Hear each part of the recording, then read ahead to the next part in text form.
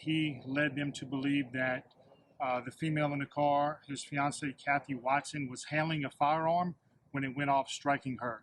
Through the course of the investigation, with the assistance of the East Baton Rouge Parish Coroner's Office, it was determined that that wasn't the case, and this is actually being investigated as a homicide.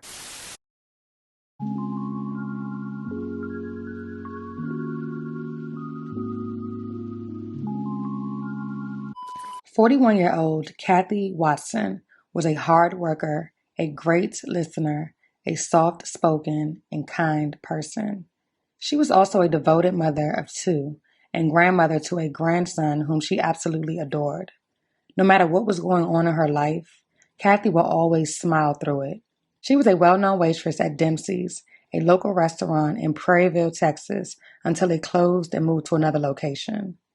Shortly before 10 p.m. on May 28th, Baton Rouge police officers were called to a local hospital where they would find a woman suffering from a gunshot wound and a man insisting that the woman accidentally shot herself in the head while mishandling a firearm. A possible domestic violence situation turned deadly, this time at a laundromat off Greenwell. Sadly, Cathy was pronounced dead shortly after arriving to the hospital.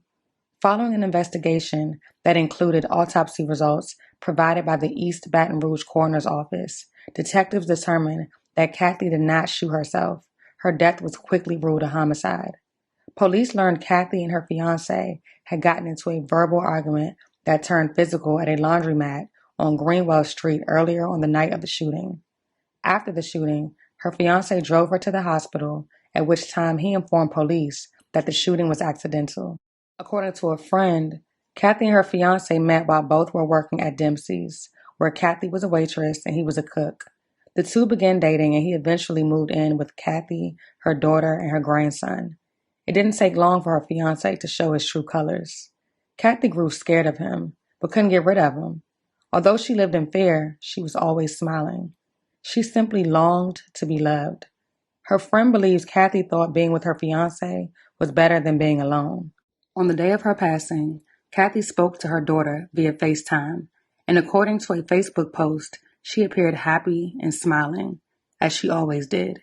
Never did her daughter imagine that would be the last time she would see her mother alive. The Baton Rouge Police Department, along with help from the U.S. Marshals Fugitive Task Force, arrested 31-year-old Gerald Smith in connection with the shooting death of his fiancée, 41-year-old Cathy Watson.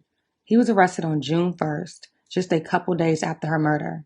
He was booked into the East Baton Rouge Parish Prison on charges of second-degree murder, illegal use of weapons or dangerous instrumentalities, and domestic abuse battery. Baton Rouge police say Gerald Smith shot Cathy Watson during a fight on Sunday. Watson was rushed to the hospital, but she did not survive. Police say Smith told him that Watson actually had the gun when it went off. As officers spoke with him, he led them to believe that the female in the car, his fiancee Cathy Watson, was handling a firearm when it went off, striking her. Through the course of the investigation, with the assistance of the East Baton Rouge Parish Coroner's Office, it was determined that that wasn't the case, and this is actually being investigated as a homicide.